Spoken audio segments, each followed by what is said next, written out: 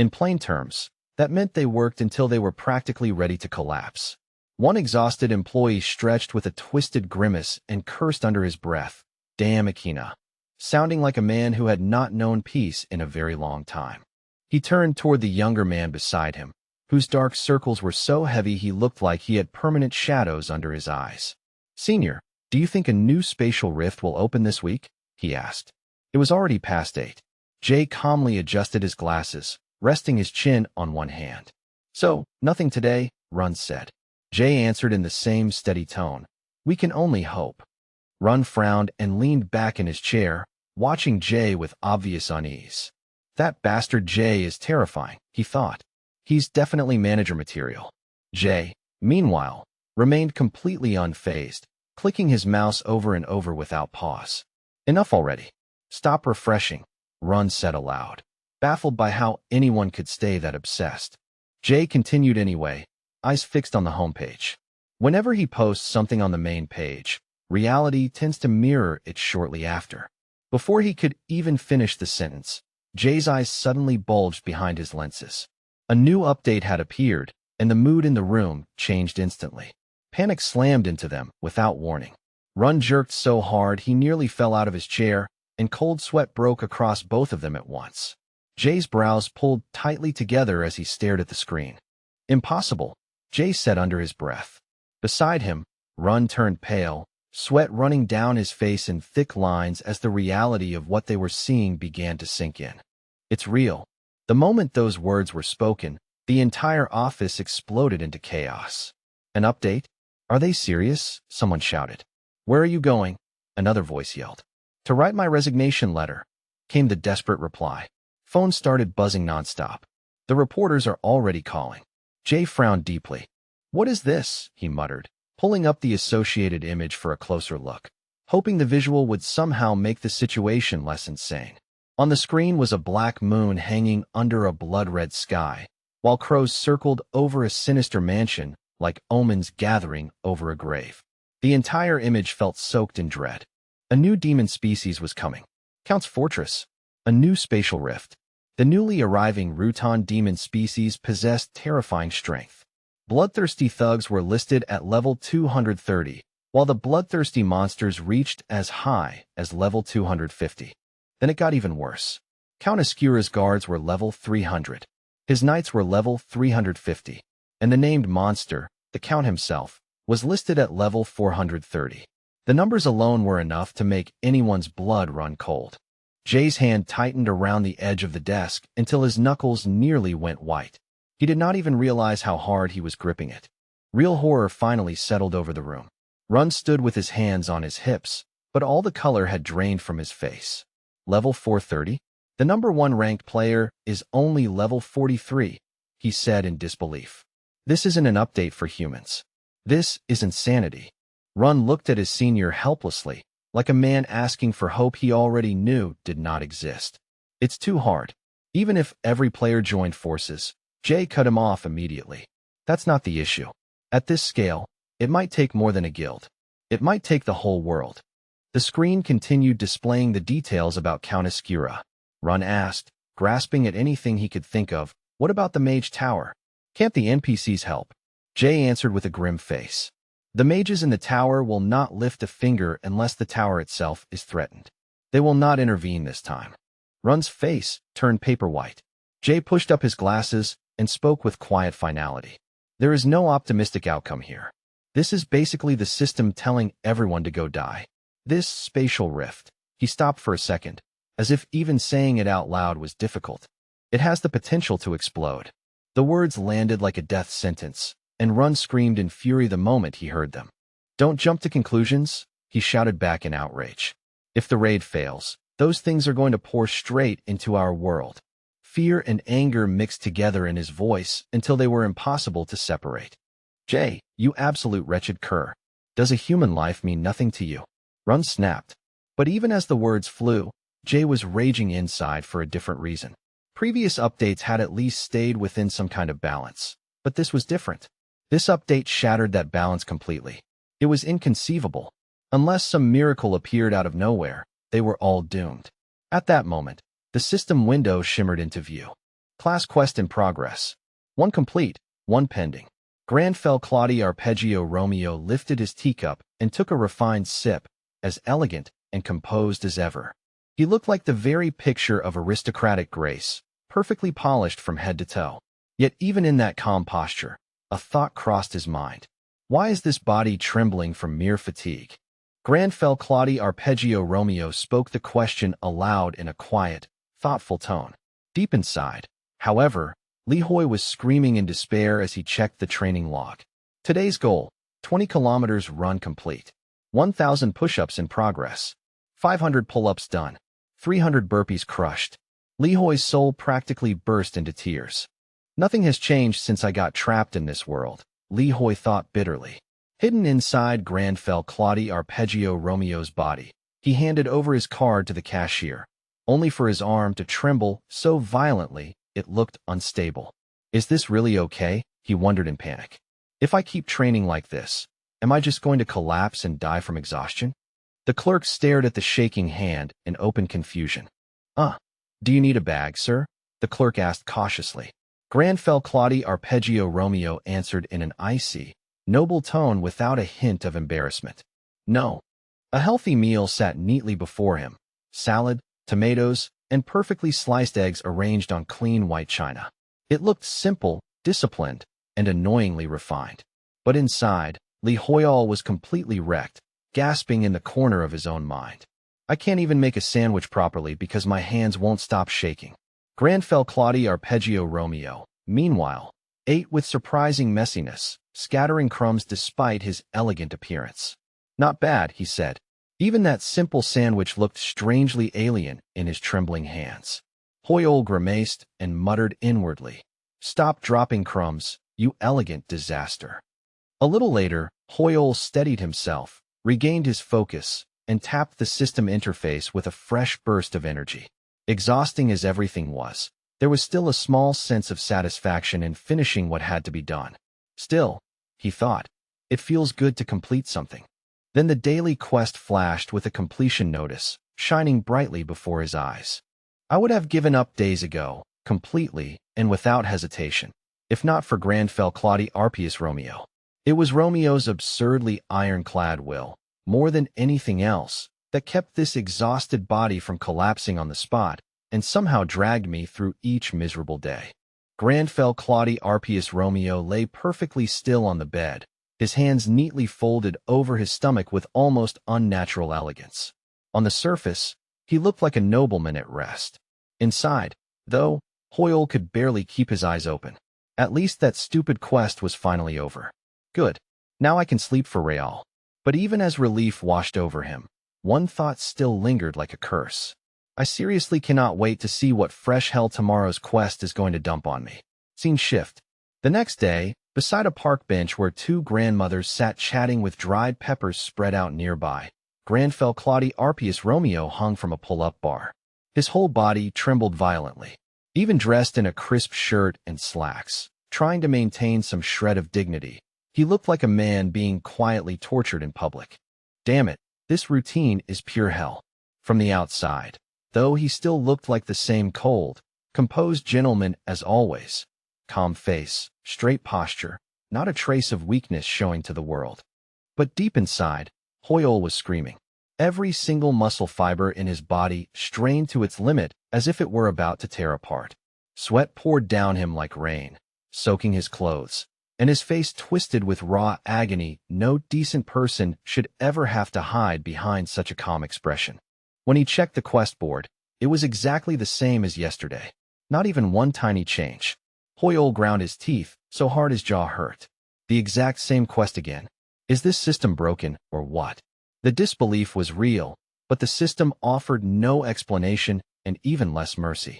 And yet, no matter how much he protested inside his own head, his body kept moving through the routine as if it had already accepted its fate. One full week passed like that, an endless cycle of pain, effort, and forced discipline. The same hell, over and over again, just wearing a different day on the calendar. Nothing changed except the date, and even that felt meaningless at this point. The moment he finished one quest, another appeared right away as if the system were mocking him. Are you kidding me? Granfell Claude Arpius Romeo sat on a bench with a dark, miserable aura hanging over him while his overworked muscles twitched and spasmed on their own. Around him, the world kept moving like nothing was wrong. Laughter, casual chatter, and the crackling sound of a nearby radio drifting through the air. Hoyle could only let out a long, empty sigh. I have to keep going. I really do. If I'm being honest, I should probably thank Granfell Claude Arpius Romeo's ridiculous ability for forcing me to finish these quests every single day. Without it, I would have quit already. But seriously, how many more times do I have to suffer through this before I get some kind of reward? Please don't tell me the reward is just good health and a nicer body. The second that bitter thought crossed his mind, a sharp notification sound rang out. Ding. System notification. You have completed the weekly goal. Hoyle's eyes widened at once. You have met the qualifications. Reward, Vitality +2. The words floated there with shocking clarity, simple and clean, yet heavy enough to make his heart skip. Intelligence +2. Hoyle froze completely, stunned into silence. Stats? I got actual raw stats. And they're permanent? Holy crap. The status window glowed in front of him, and for a moment he just stared, unable to process that the impossible had actually happened. Stat-boosting items usually cost insane amounts of money, millions for a single point, if you can even find one. Hoyle's thoughts spun out of control. I just got 4 whole points without leveling up at all. This is completely insane. Meanwhile, Granfell Claude Arpius Romeo's face remained unreadable, as if none of this were worth reacting to. Granfell Claude Arpius Romeo calmly sipped his coffee with a bored, almost aristocratic expression.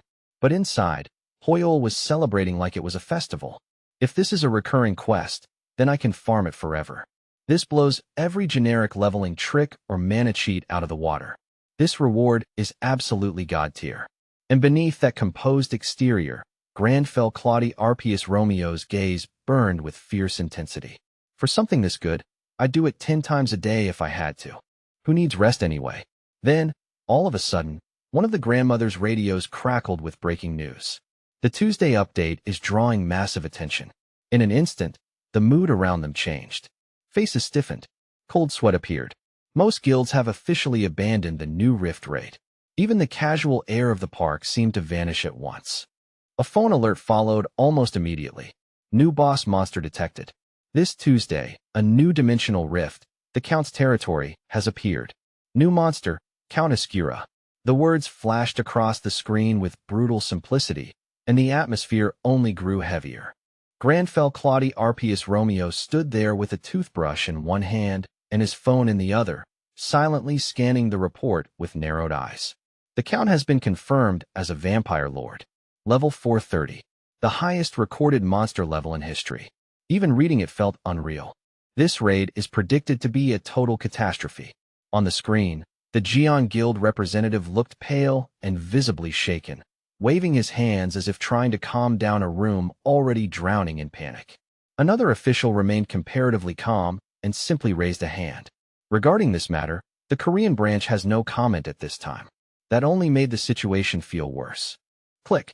The lights went out, leaving only the screen glow and a single thought hanging in the dark. Level 430. The number alone felt heavy enough to crush the room. Back in the studio, the MC wore a grave expression while chat messages flooded behind him, scrolling non-stop with despair, fear, and angry complaints about the update's absurd difficulty. Boss monster Count Escura is likely the deadliest threat we have ever faced.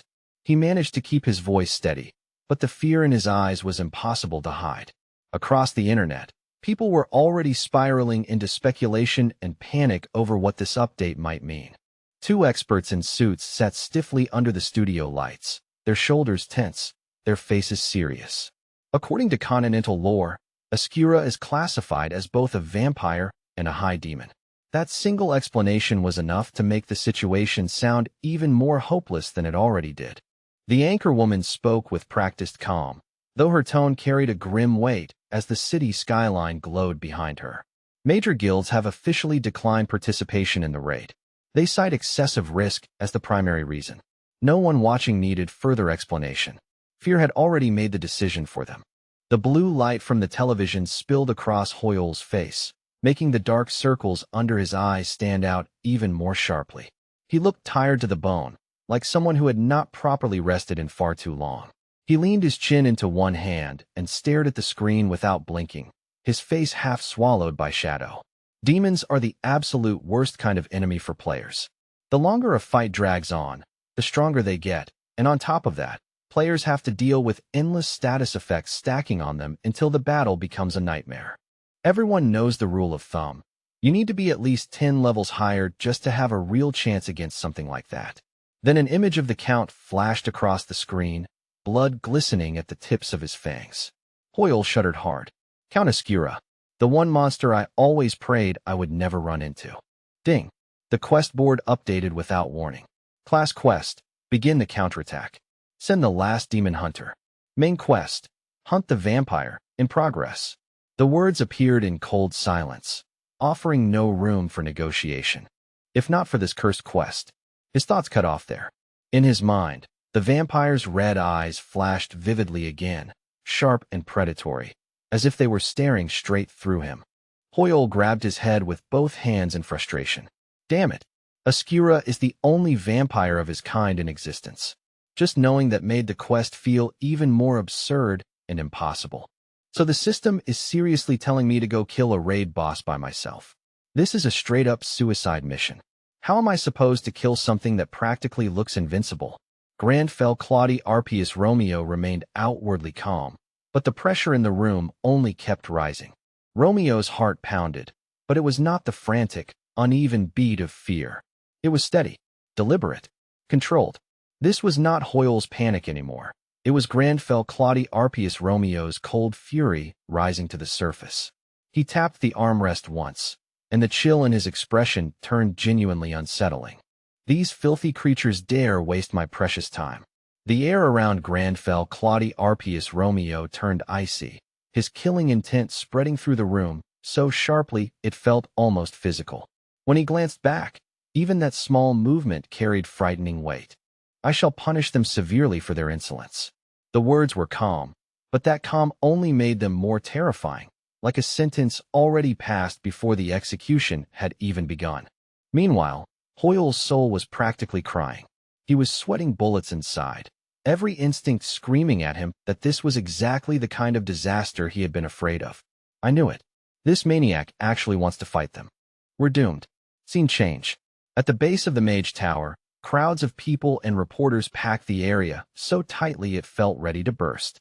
The NBS News crew hurried around in a frenzy, and cameramen shouted over the noise, "Hurry it up!" The whole place buzzed with tension and excitement. Set the equipment in the back. Staff members hauled around heavy crates of gear while someone else called out, "This goes in the van, right?" Nearby, another worker stayed on the phone, voice tense. "The Geon Guild is coming today." "What? Are you sure? Where?" The urgency spread from person to person like a spark. "The Mage Tower." At that answer, reporter Lee Yonho immediately perked up and turned toward the voice. He scanned the packed area with sharp eyes. There are way too many reporters here. Do they really think the Geon Guild is showing up? The man on the phone still did not turn around as he replied, "It's highly likely. The new rift opened in Russia, and it's right behind the Mage Tower." "Then why not just take a plane?" Yonho asked as he followed after him, pressing for details. "They're top-tier players," the man answered without facing him. "They'll use a magic portal. That's standard procedure for people at that level." His tone was matter of fact. "Only the elite can use portals. It burns a ridiculous amount of mana, you know." But then he abruptly stopped talking mid-sentence. His eyes widened, and the color drained from his face as something beyond Yonho caught his attention. A powerful aura cut straight through the crowd before anyone even fully understood what was happening. Then a group of hunters marched forward, and at the front was a man dragging an enormous greatsword behind him as if its crushing weight meant absolutely nothing. One bystander gasped the second he recognized them, then hurried forward in a rush of excitement. The energy in the crowd shifted instantly from curiosity to full-blown chaos. "They're finally here. It's the Geon Guild. Hurry up." The media frenzy exploded on the spot. Reporters swarmed around the leader, Nam Taemin, shoving microphones toward his face from every direction. "Guildmaster Nam, I'm from KBC. Are you entering the new rift immediately? Will you share dungeon data with the other guilds? Why is the Jian Guild insisting on going in before everyone else? Buried in that crushing tide of bodies, reporter Lee Yonho fought to push his way closer, stretching out his recorder with one hand while using the other to keep from being shoved back. Guild Master Nam. Lee Yonho from NBS here, he shouted, trying to make his voice carry over the chaos. Has your guild actually found a strategy to defeat the raid boss, Countess Kira? By then, the scene had reached a boiling point, with every camera and every pair of eyes locked on Taemin. Taemin raised one hand, and the crowd gradually quieted under the weight of his presence. Please save the questions for later. He even let out a casual little chuckle, brushing back his hair with the same hand that had been holding the massive blade, like this was all far less serious than everyone else believed. To be honest, I have absolutely no idea how to kill Countess Kira yet. He said it so casually that the words hit even harder. We'll figure out a plan after we breach the rift. It was the kind of answer that sounded reckless, almost insane, and yet he delivered it with complete confidence. Taemin kept walking as though nothing unusual had been said at all. Behind him, his vice guild master, Nam Keelman, looked horrified, his face pale enough to make it obvious that even he had not expected Taemin to answer like that. The reporters froze where they stood, stunned speechless by such a reckless statement. But Taemin still was not done. Why leave before the others? He repeated, almost amused. Simple. To crush the competition. The arrogance in his voice was sharp enough to cut. Why else? Share information? His expression turned ice cold in an instant. Not a chance. They'll probably start whining that it's necessary for world peace or some other noble-sounding nonsense. But if they really care that much about peace, then shouldn't they be charging into the rift themselves instead of standing safely back here and hiding like cowards? Every word landed like a slap. Yonho stood there with his mouth half open, struggling to process the sheer brutality of that verbal takedown. It was so blunt, so shameless, that for a second he forgot to keep recording. Then a scream burst out from somewhere in the crowd and snapped him back to reality. Look, it's the Sinhong Guild. Get the cameras ready. Instantly, heads turned, lenses shifted, and the already overheated atmosphere surged into even greater chaos as everyone rushed to catch the next explosive moment. On the far side of the plaza, a sleek black limousine rolled in and came to a smooth, elegant stop. The moment the doors opened, a group of elites stepped out dressed in unmistakable luxury, every detail polished and expensive. Their arrival instantly sent the already excited press into yet another wave of complete hysteria. Lady Camilla, this way. Guildmaster Locke, over here. Reporters who had been crowding the Jian Guild a second ago turned on a dime and rushed toward the new arrivals without the slightest hesitation, abandoning the previous scene in a heartbeat as if it had never mattered. Sir Lockhart, just one comment, please. A man in a perfectly tailored black suit stepped forward and gave Locke a respectful bow. Guildmaster, the crowd is too dense right now. I recommend that we proceed on foot from here. Lockhart gave a small nod, his arrogance obvious even in that tiny motion, like the entire scene was unfolding exactly as he expected. Very well. As the Sinhong Guild moved forward in formation, Lockhart let out a faint sneer when his eyes passed over the rival group. So that's the Jian Guild. Still just as barbaric as ever. He said it with open contempt and did not even bother looking back, as if they were beneath further notice. He must be desperate. Lockhack's lips curled with smug amusement. With every major guild gathering in Korea because of the Mage Tower, Jian's ranking is in free fall. The difference between the two guilds felt enormous, and he clearly enjoyed that fact. He's betting everything he has on this one expedition, he added, sounding almost entertained by the risk. Meanwhile, Nam Taemin said nothing at all. He simply stood there with one hand resting on his sword, quietly watching the Sinhong elites pass by. Behind him, Nam Keelman kept close, reading the tension in his guildmaster's shoulders and sensing the silent pressure building underneath that outward calm. Nam Keelman was the first to break the silence, his voice low but steady. Don't let it get to you. The words were simple, but they carried the weight of someone who knew exactly what Taemin was holding in. We'll take it one step at a time. Just do what you can. He placed a reassuring hand on Taemin's shoulder, firm and familiar. At that, some of the tension finally left Taemin's body, and he broke into a crooked grin. "You're always reliable, brother," he said, sounding genuinely grateful for the support. "By the way, did you ever get in touch with that guy, Lee Hoyle?" they asked while continuing to walk.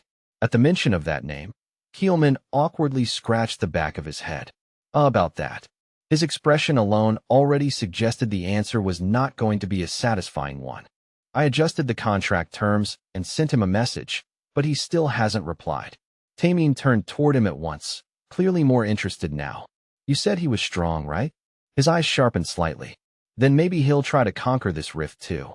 There was a hint of curiosity in his voice, mixed with expectation. "If we're lucky, we might run into him inside the Mage Tower." The possibility hung in the air between them, uncertain but strangely believable, like both of them could already imagine that kind of encounter happening. Miles away from that chaos, on a packed public bus, Granfell Claudie Arpius Romeo stood in silence with one hand gripping the overhead handle. Surrounded by ordinary passengers and the dull rattle of public transit, he somehow looked completely out of place, like a nobleman who had stepped into the wrong world by accident. His eyes were locked on his phone as he studied a video with intense focus. It was footage of a level 300 player demonstrating a technique any typical leveling protagonist would be desperate to learn. The control over the Crimson Flame is impressive, he thought. This was already the 100th magic tutorial he had analyzed, and by now the theory had settled deeply into his mind. "I've memorized the process. At least in theory, I know exactly how it should work." He slowly closed his eyes and ran through the sequence in his head, carefully visualizing each step. There were 3 stages to casting. First mana detection, then mana interference, and finally manifestation. He repeated the flow mentally with absolute concentration, as though engraving it into his body instead of just his memory. Then, without warning, a ball of crimson fire burst to life in Granfell Claudie Arpius Romeo's palm. The flame flared bright and hot, roaring into existence so suddenly that the passengers sitting across from him recoiled in terror, eyes wide and shoulders jerking back in instinctive fear. Granfell Claudie Arpius Romeo looked down at his own hand with mild surprise. Even he had not expected the spell to activate so cleanly on the first real attempt, and that brief flicker of surprise was almost more unsettling than the fire itself. The sudden commotion immediately caught the driver's attention. "Hey, no using skills on the bus," he shouted from the front, alarm and frustration rising together in his voice. "That's dangerous." The entire vehicle seemed to tense up at once. Inside, Hoyle was already screaming in panic. "No, wait, hold on. I didn't think it would actually work. I don't even know the output limits yet. I'm sorry. Seriously, please forgive me." But while his inner thoughts spiraled into chaos, Granfell Claudie Arpius Romeo stayed perfectly composed. He calmly closed his fist, and the crimson flame vanished into a thin curl of smoke. "I have complete control over the flame," he declared with lofty elegance. "But I shall stop here, lest I frighten the civilians." Hoyle groaned inwardly at his own embarrassing performance. "Stop trying so hard to sound cool." Granfell Claudie Arpius Romeo ignored him completely and opened the system window instead. "I learned the skill just by watching a video. Even I find my own talent somewhat alarming." He stared at the result with quiet satisfaction, sounding almost impressed with himself, though only a little. The fact remained ridiculous no matter how calmly he said it. He scrolled farther down the interface, but then his eyes narrowed. The skill list seemed to display everything it normally should, yet something important was clearly missing, and that absence bothered him immediately. He studied the screen in silence. There's no magic skill listed. Normally, a newly acquired ability should appear in the standard mana-related portion of the status window, but there was nothing there. He stood motionless for a moment, confused by the system's strange inconsistency and unable to tell whether this was a bug or something more unusual. The bus suddenly screeched to a halt with a harsh sound of brakes, jolting the passengers. Granfell Claudie Arpius Romeo lifted his gaze and looked out the window, where his eyes immediately caught sight of a massive crowd gathered outside in restless waves. Insects. The word formed in his mind with cold disdain.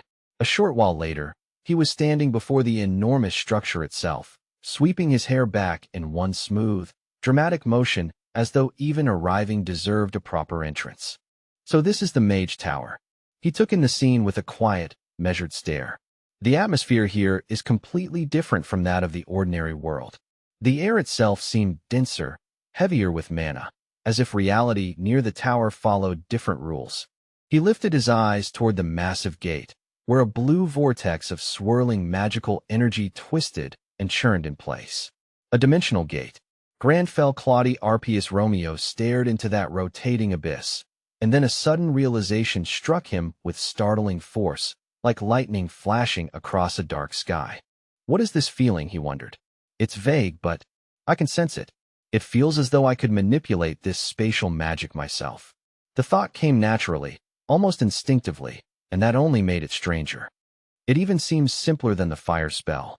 Grandfell Claudi Arpius Romeo slowly extended a hand toward the swirling portal, his fingers reaching forward with the calm curiosity of someone standing before a lock he somehow already knew how to open. Suddenly, a man carrying heavy equipment came barreling in without looking and slammed straight into him. Jian Guild coming through. The analyst is preparing the briefing sheet, he shouted, too distracted to realize who he had just hit. The impact sent Grandfell Claudi Arpius Romeo stumbling directly into the vortex. The worker spun around, ready to apologize, only to find empty air where the man had been standing. Sorry, wait, what? Did I just shove him into the rift? My bad. Before he could even finish processing what had happened, Nam Tamin's furious voice thundered over from the distance as he leaned on his enormous sword. Where do you think you're going? Tamin barked. I'm already in a bad mood, so don't make me grill you alive. His face was twisted with irritation, and every word lashed out like a whip, instantly throwing the poor man into a panic. I apologize, he blurted. Meanwhile, standing farther back, Nam Kielman narrowed his eyes as something clicked in his mind. That presence, it feels a lot like Li Hoyle. Nam Tamin turned sharply. Show me the briefing. Nam Kielman pushed that thought aside for the moment and answered at once. Understood. He straightened himself and began. As you already know, the new rift has manifested in Russia. The room's mood shifted immediately into full concentration. His fingers moved quickly across the console, and a holographic map sprang up in front of them, displaying 3 glowing concentric circles. The structure appears to be as follows, he explained.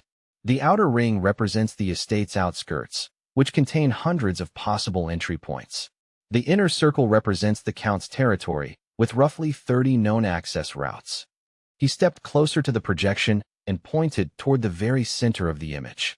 And the core is the castle rift itself, the domain of Count Escura. His tone remained controlled, but the implication was severe. This is still a working hypothesis based on previously observed rift patterns, not a confirmed layout. However, if this rift were to collapse or shatter, there is a very high chance that Count Escura's castle would manifest directly into our world. The words dropped over the room like a weight. A deep, heavy silence followed, thick with dread and the kind of fear no one wanted to say aloud. Meanwhile, far away in the frozen wastelands of Russia, jagged purple fractures tore across the sky like wounds carved into reality itself. They pulsed with an ominous light over the barren land below, where swarms of reporters and players had already gathered despite the brutal cold. One journalist, bundled in layers and wrapped in a thick scarf against the biting wind, began his live broadcast with visible effort. Greetings to everyone watching. I'm currently reporting live from Russia. As you can see, this area is absolutely packed with both reporters and players. His breath fogged the air between every sentence. Nearby, another streamer enthusiastically waved at his phone camera, a selfie stick clutched in one mittened hand. Hey, viewers, it's your boy Kit. I'm standing right in front of the new rift. Even through the cold, his voice carried the familiar energy of someone chasing attention as much as information. As you can see, things are getting crazy out here, and I'm literally about to freeze into a popsicle. He laughed through chattering teeth, trying to keep the mood light. But rain or snow, your guy is dedicated to bringing you the juiciest info first. Live comments poured across the screen. Looks freezing. Which guilds are there? Fed by the growing attention, he started gesturing even more dramatically for the camera. All right, let's move in closer and really check out this Manhwa-capped masterpiece of a scene. Right behind me is, he stopped in the middle of the sentence. His expression changed instantly as his attention snapped toward a lone figure moving through the snow with quiet, deliberate steps. The streamer stepped forward and threw out an arm to block the stranger's path. "Hey, hold on a second, pal. Watch your manners." Granfell Claude Arpius Romeo did not even bother answering. He looked so utterly uninterested that the dismissal itself felt insulting. The streamer raised his voice, irritated now. "I found this rift spot first." Before he could finish his complaint, Granfell Claude Arpius Romeo cut across the air with a single word that landed like a blade. "Scram." The man blinked in stunned confusion. Granfell Claude Arpius Romeo looked down at the loud nuisance, his eyes carrying unmistakable killing intent, while white breath drifted from his lips into the freezing air. "I have no patience for insects." The pressure in his gaze alone was enough to terrify the streamer, shrinking all that earlier bravado into nothing. "I am sorry, but it's just so cold," the man stammered weakly, suddenly incapable of sounding bold. Granfell Claude Arpius Romeo paid him no attention at all, and simply continued walking toward the fracture as if the interruption had been less than meaningless.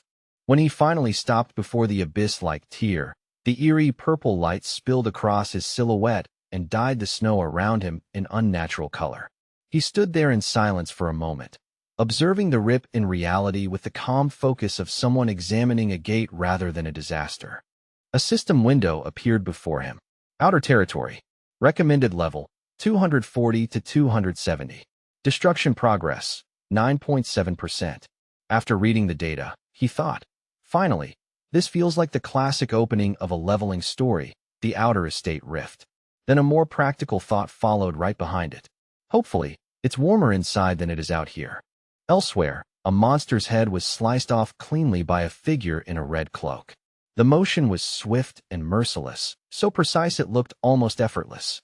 The headless body dropped into the snow with a heavy, ugly thud, staining the white ground and sending up a spray of powder. The aftermath was abrupt and brutal, leaving no room to question the cloaked figure's strength. A voice shouted from behind, making Leonie Bellucci turn her head. "Wait for me." In the distance, a pink-haired girl bundled up in thick winter padding came stumbling through the snow as she tried to catch up, clearly struggling to keep pace. "I know you're level 300 and all, but slow down," the girl complained breathlessly, half panicked and half annoyed. In sharp contrast to her frantic energy, the bespectacled man walking nearby kept his arms folded and his pace relaxed, looking completely unbothered by the situation. "Let her be," he said flatly. "Running faster just means dying faster. Besides, it's freezing." The girl immediately snapped back. "Hey, don't say it like that." But the man only shrugged, unmoved. She should learn some proper manners anyway. Their constant bickering scraped against Leonie Bellucci's nerves, making the already harsh atmosphere feel even more irritating as the cold wind continued to bite around them. She spun around sharply, her face tightening with open disgust as anger flashed in her eyes. "What the hell is wrong with you? Why are you spewing that kind of garbage?" she snapped, her voice full of irritation. "You're seriously getting on my nerves." At that exact moment, as the tension in the air thickened, the system suddenly chimed in. "You have entered the Outer Estate Rift. Recommended level, 240 to 270. As the message appeared, Granfell stepped out of the swirling purple void with slow, almost theatrical elegance, as if he were arriving at a grand banquet rather than a deadly battlefield. "So this is the outer edge of the estate. The cold here is even harsher than I expected, sharp enough to cut straight through skin and bone." Inside, Li Hoyol was screaming in silent misery, his teeth clattering so hard they sounded like castanets rattling out of control, his whole body practically begging to curl up and die from the freezing air. But on the outside, Granfell merely let out a dramatic, composed sigh, refusing to show even a trace of weakness. "A magnificent beginning to the hunt," he declared grandly. "This savage cold only serves to fan the flames of my righteous fury." Then, just as he was savoring his own words, a sudden sound snapped his attention away. Turning his head slightly, he spotted them at once. Blood wolves, their hulking bodies emerging through the icy gloom like predators born from the snow itself. They were level 230 monsters, their icy fur glowing faintly red as they crept toward him with raw, savage hunger in their eyes. Granfell fixed them with a cold, steady stare and measured them in an instant. Level 230. And I am, at least on paper, merely level 67. Even so, his status board suddenly flickered before his eyes. Skill activated, natural enemy. Granfell slowly turned his whole body toward the beasts, and a confident, almost mocking smirk spread across his lips. I can defeat the Count's hounds, he said calmly, as if stating an obvious fact. You miserable mongrels chose the wrong master. The wolves answered with low, vicious growls, bearing razor-sharp fangs as their muscles tensed, ready to launch themselves at him. Granfell lifted one hand with effortless grace, and in that instant, his blade was summoned from thin air, appearing in his grasp as though it had always belonged there. Allow me to guide you, ignorant beasts, to the afterlife. The wolves lunged at him in a wild frenzy, but Granfell's eyes flashed with fierce authority, and a crushing aura of dominance erupted around him like an invisible storm. Feel it well, the terror that comes from realizing you are no longer the hunter, but the prey. System, vampire hunting initiated. Let it be known, the hunt has begun. In the next moment, the scene shifted to the brutal aftermath. Across the snowy field, monster carcasses were scattered in every direction, staining the white ground with violence. Nearby, soldiers stood among the carnage, silently surveying the mess left behind. Ben Lucy kicked one of the monster corpses with enough force to roll it across the frozen ground. There have to be a ridiculous number of these mutant dogs, she spat, her voice already boiling with anger. Die? Just die already, you damn pests. Why the hell are there so many of you? She shouted, completely losing patience. Her furious outburst made the nearby party members flinch and exchange nervous looks. Hey, Guild Master, please calm down a little, one of them said carefully. Yeah, she's always like this, someone muttered under his breath. Ben Lucy stood there panting hard, glaring at the growing pile of bodies with pure, unfiltered irritation burning across her face. One of her subordinates shook his head in disbelief. We've already slaughtered dozens of them, and they still just keep coming. It's like there's no end to them. Another let out a tired sigh and tried to sound optimistic. There are only a few left now, though. Ben Lucy, however, only tightened her grip around her twin blades, her instincts refusing to settle. Something's wrong, she said in a low voice. These monsters, they aren't panicking at all. It's like they don't even understand what fear is supposed to feel like. One subordinate smirked like she was overthinking it. What are you even talking about? Another casually picked his nose, looking bored by the whole conversation. Ben Lucy's face darkened immediately, her unease only deepening. No, I'm serious, she said firmly, her voice dropping into something heavier. There's something deeply disturbing about this. Did any of you see even one of them scream? Did a single one stop to react to its wounds while we were fighting? She asked.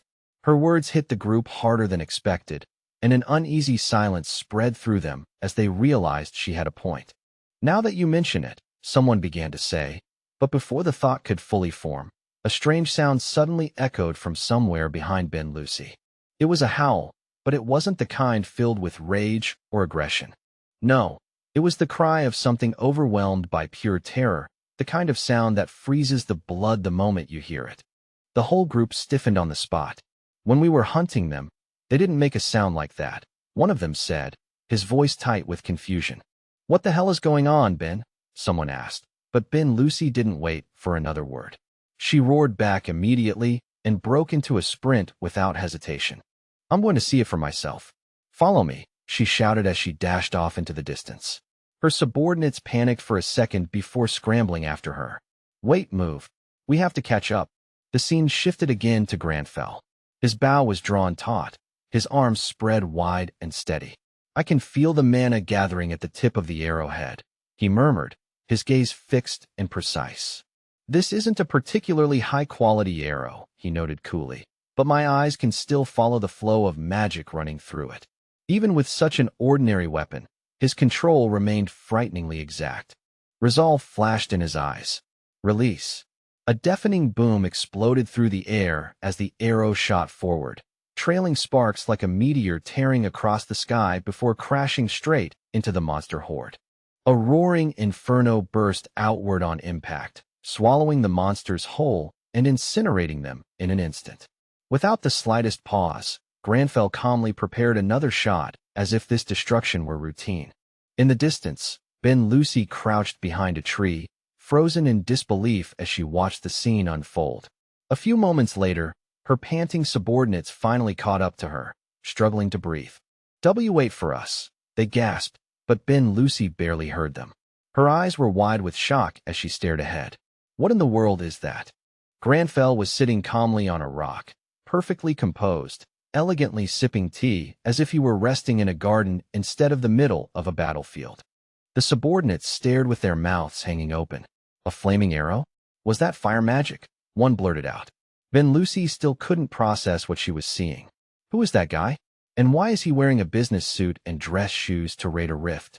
And is he seriously drinking tea in the middle of a burning battlefield? She added, almost unable to believe her own eyes.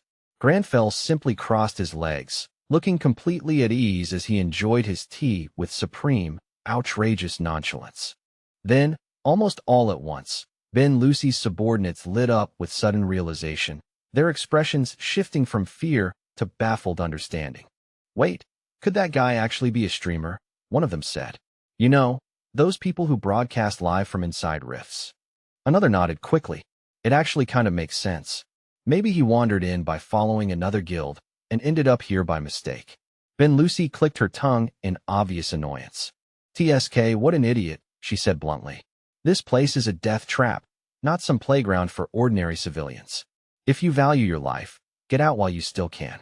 Granfell paused for a brief moment, gave them a single passing glance, and then, without saying a word, quietly returned to sipping his tea as though they weren't worth his attention. Seeing how thoroughly he ignored her, Ben Lucy ground her teeth in frustration. "Is this guy seriously ignoring me?" she thought furiously.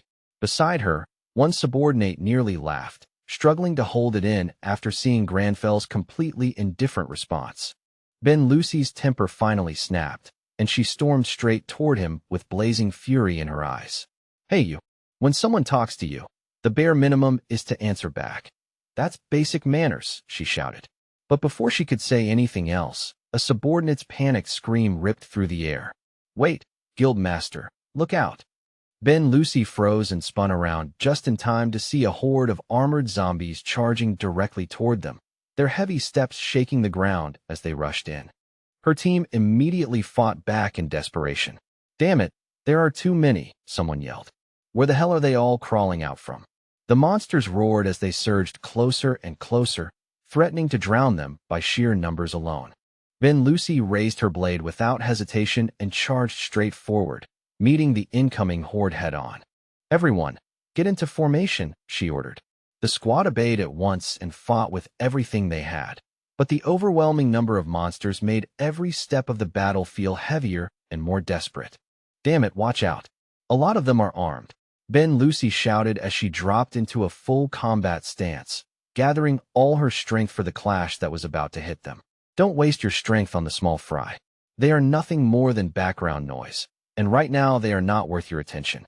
She lunged ahead without a moment's hesitation, her blade carving sharp silver arcs through the air as she cut through the enemy line with deadly grace, severing heads with frightening precision. A satisfied, almost triumphant smile began to rise on her lips, but the brief moment of victory shattered instantly when a sudden warning cry rang out from above. She instinctively lifted her head, and the moment her eyes found the source, they widened in alarm. What the hell is that? The ridge above them was packed with enemies, so many that they seemed to cover the slope itself, all of them lowering their weapons and aiming directly at her team. One of her subordinates spoke in a trembling voice, panic already creeping in. "There must be hundreds of them. We are completely surrounded. What do we do now?" Beside them, Guildmaster Granfell simply let out a deep, tired sigh. Then Bellucci turned sharply toward him, disbelief flashing across her face. "What? You are still here? Are you insane? Do you seriously think this is the time to sit around and enjoy a tea break? Are you blind, or are you just not looking at what is happening? Run." Even then, Granfell merely gazed into his cup as if weighing the idea. It seems feasible. At that exact moment, the monsters roared and unleashed a merciless volley. Bellucci looked up in horror as tens of thousands of arrows swallowed the sky, turning it black as they came raining down like a storm of pure death. Damn it all. But from where Grandfell stood, a brilliant azure light suddenly burst outward. Calmly, almost absently, he began to weave magic while watching the mana swirling inside his thermos. Interfering with this should be simple enough, he thought, his eyes fixed steadily on the cup as though nothing else in the battlefield mattered. However, what happens if the incantations I am using are not technically system skills? As he held the cup in one hand, streams of blue light spread outward and formed intricate geometric circles, each one linking seamlessly to the next in flawless harmony. An overwhelming and terrifying power began to surge through the air, so dense that it made the battlefield itself feel heavier. His entire body started radiating light. The teacup slowly floated upward from his hand, flashed with a blinding brilliance, and then vanished as if it had been erased from existence. Bellucci threw up an arm to shield her eyes from the fierce glare. When the blinding light finally faded and the world came back into focus, she slowly lowered her hand and opened her eyes again. Her subordinates looked around in complete confusion. Why did nothing happen? Then, without warning, enormous beams of light gathered and converged on the mountain peak above them. Bellucci stared upward, her jaw dropping in stunned disbelief. What is that? Is that alchemy? I have never seen anything like that in my life, not even rumors of it. If there is really a skill that can create a wall that massive in an instant, then this is beyond absurd. It is truly broken. Grandfell appeared behind Bellucci with cold, almost elegant composure, lifting one hand as he spoke. That is not a skill. What I am using is the very essence of magic. He slowly clenched his fist, a confident smile touching his lips as he repeated the word with quiet certainty. Magic. The others could only stare at him, caught somewhere between fear and awe. Uneasy whispers spread through the ranks as everyone tried to make sense of what they had just witnessed. Who exactly is he? Is he some high-level alchemist who can use alchemy to summon a wall that size? But if that is true, would that not make him a production-class user? Then why would someone like that be inside a dangerous rift? Even Bellucci could not hide her curiosity anymore. What did he mean by the essence of magic? Meanwhile, Grandfell looked at his own hand with a faint smile and thought, it allows me to alter the physical form of an object as long as I can interfere with its mana. In truth, it behaves more like alchemy than what most people would call traditional magic. Suddenly, the fighters noticed that the massive stone wall was beginning to tremble violently, sending dust and fragments shaking loose. Nam Tamin whipped his head around, panic written all over his face the instant he understood what was really happening. When he saw the undead horde swarming around the side, he screamed at the top of his lungs, "The flank! The enemy is coming from the flank!" The cry spread panic through the group in an instant, like fire racing through dry grass. Hearing the sudden commotion, Grandfell calmly raised his head and spoke in the same unhurried tone as before. I suppose I should resume my tea time. Bellucci could only stare at him, too stunned to even answer. Around them, the fighters roared as they activated their magic and charged forward, forcing themselves to meet the enemy head-on. Take them down. Do not let a single one break through. Bellucci sprang back into the fray with her weapon ready, then shouted over her shoulder, "Alchemist, get to the back line and hide right now. Stay out of the front line." But instead of retreating like she ordered, Grandfell remained exactly where he was, standing his ground without the slightest hint of fear. Then he reached behind himself, and the sight made Bellucci freeze in shock. A manifested arrow of blue energy formed in his hand, humming with power, while his expression turned deadly serious as he faced the incoming wave. Bellucci's thoughts raced in confusion. A bow and arrow. At the same time, one of the fighters was desperately retreating while carrying his badly wounded comrade. The undead were right on their heels, slashing wildly as he shouted in terror, "Someone save us! Is there a healer? He is hurt bad." Then, in the middle of his panic, a bright flash of light flared from somewhere behind him. The fighter turned his head in a daze, only to see a blade coming down toward him. Terror flooded the brown-haired fighter's face. "No, I cannot dodge this." But in that instant, a sharp arrow screamed through the air, pierced straight through the undead soldier, and blew it apart in midair. He was completely shaken. The brown-haired fighter's eyes widened so much they looked ready to burst, warm blood splattering across his face as he tried to understand what had just happened. He could barely believe it. With just one arrow? Since when did our guild have an archer this insane? Nearby, Bellucci was no less stunned as she watched Grandfell calmly lower his bow, as if firing that shot had cost him nothing at all. She let out a slow breath and glanced at him again, her confusion only deepening. Huh, is he an archer class? Then what in the world was that wall earlier? Was that really alchemy? Then she saw him pull the bowstring back once more, gathering power as he prepared what looked unmistakably like a magic missile. The glowing bolt shot forward with impossible speed, far faster than the eye could comfortably follow, and impaled the enemy in a single brutal strike. Her eyes widened again. That was a magic missile. A cold sweat ran down her back as her mind reeled from the absurdity of it all. He can use magic too. An archer who can also use alchemy and cast spells? Bellucci watched Grandfell calmly notch another arrow, and the only thought left in her head was a blunt, overwhelmed question. Just who the hell is this guy? Sometime later, the squad had finally succeeded in wiping out the undead army. The crushing tension that had hung over everyone began to break apart, replaced little by the relieved chatter of survivors who could hardly believe they were still alive. One of her subordinates approached Bellucci and reported promptly, "Guildmaster, I checked the perimeter just now. No hostiles remaining." Bellucci swept her gaze across the battlefield and wiped the grime at the corner of her mouth away with her sleeve. "Good work, everyone." While speaking, she glanced toward Grandfell, who was casually manipulating his system window, and cursed inwardly. That guy is seriously irritating.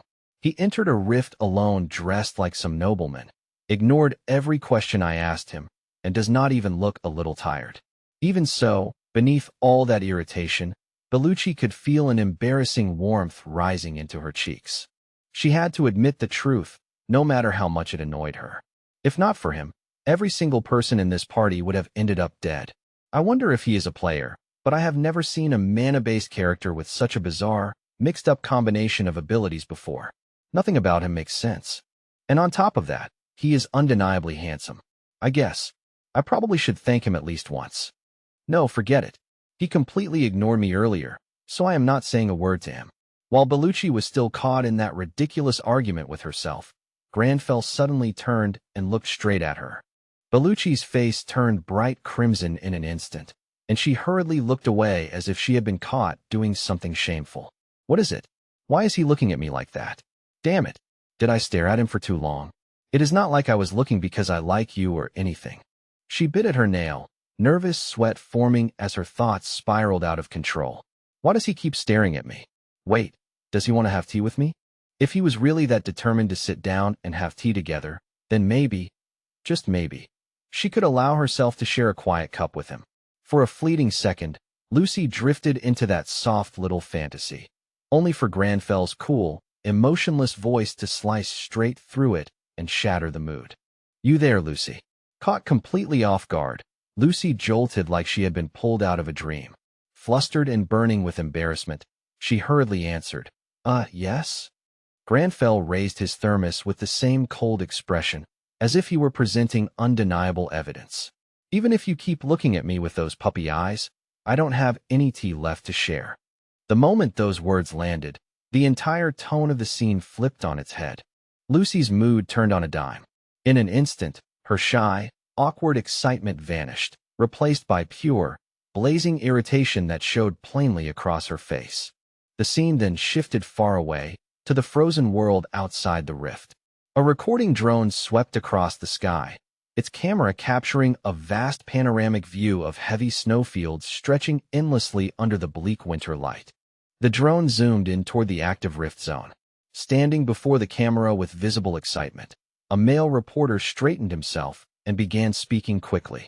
"Yes, this is Akina Daily News. I'm currently reporting live from the rift site here in Russia." Inside the Akina News broadcast tent, the director watched the live feed on a monitor and slowly exhaled a stream of white smoke, listening with sharp focus. All around the world, people were holding their breath for the latest update. This was no ordinary event.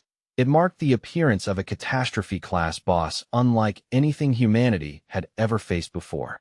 So this is the confirmed territory outskirts rift everyone's been talking about? The report continued. It is the first of the Trinity rifts to open, and according to current reports, hundreds of smaller subrifts have already emerged throughout the surrounding zone. This area must be completely purged before the next phase can be unlocked. At the front of that operation, the elite scavenger guild has already taken the lead and launched the raid. Now the question gripping everyone's attention was simple. Which guild would claim the honor and glory of the very first clear? Whoever managed to conquer this high-level mana scenario would not just earn fame for a day, they would become a legend known across the entire world. The director kept staring at the monitors, his body trembling slightly from the brutal cold outside. Nearby, a reporter in a beanie zipped up the flap of the tent and stepped in while clutching a thermos for dear life. "Hey, director," he said, teeth nearly chattering. "Share some caffeine with me, will you?" The director spun around at once. "So you made it. Get inside before you freeze the equipment solid." The reporter squinted into the dim tent and muttered, "Damn, why is it so dark in here? What are you doing, cosplaying some kind of villain?" The director gave a dry scoff. "Quiet. I work better in the shadows." The director's face flushed with eager anticipation as he leaned closer to the screen. "Status report. Any new feed from inside the dungeon?" The reply came immediately. "All signals are converging on the central sector. Scavenger is tearing through at full speed." Taking a slow sip of coffee, the director narrowed his eyes thoughtfully. "Excellent. Lock the coordinates on Scavenger's expected exit point. The second they come out, I want that exclusive before anyone else even moves." The beanie reporter smirked and answered, "Roger that." Though with raid bosses like this, it could drag on all night. Then his voice faltered. "Wait, what is the drone picking up?" Without warning, his eyes widened dramatically as he stared at the live monitor. All trace of casual humor wiped from his face. Back on the broadcast, the news anchor continued smoothly. "And now we go live too." But before he could finish, the beanie reporter suddenly dashed straight past the camera in a blur. The anchor let out a strained, awkward laugh and tried to recover. "Apologies, everyone. It seems one of our staff members is dealing with a rather urgent bladder emergency." The director came bursting out of the tent, wildly pointing toward the distance. "It's over. The dungeon's been cleared. The territory outskirts has fallen. Move, move, move." His voice rose even higher. "The rift is turning blue. That means the conquest was successful." The anchor stammered in confusion. "W8, who cleared it?" But the view was still half obscured by the thick forest and blowing snow. "Forget that," the director barked. "Just get over there now. Hurry. We can't miss the heroes when they appear." The reporter ran as fast as he could through the snow, desperately scanning the tree line for the first sign of movement. Breath ragged and chest heaving, he shouted into his headset as he kept running. "Director!" The director shouted back so loudly that spit nearly flew from his mouth. Then spit it out. "What is it?" The reporter's voice cracked with disbelief. "The ID signature. It's not Scavenger. It's the Berserker Guild." For a brief second, the reporter hesitated, almost unable to trust what he was seeing with his own eyes. "And that man, there's no mistake, that's Granfell Claudia Arpeggio Romeo." "What?" "The impossible just got confirmed. Guildmaster Lucy is there too. The rank 32 underdog is actually on site. I'm uploading the footage now." As the data streamed in, the director stared at the screen in complete disbelief, watching the confirmation appear in real time.